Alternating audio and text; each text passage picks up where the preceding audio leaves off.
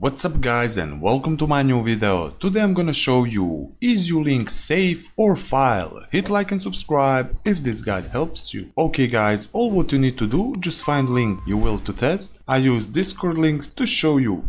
Open your browser and say Nord link checker. And you will see here, is your URL safe? Click on it, paste it here and go here analyze. After that you will get message, is your link safe or not? You can check here files to see for viruses and malwares. All what you need to do, just add your file here. When you do that like me, go here on analyze and you will see message, is file safe or not? And that's it all guys for this video, how to see is your link safe or files on your PC or laptop. Hit like and subscribe if this guide helps you. I see you in the next video and bye guys.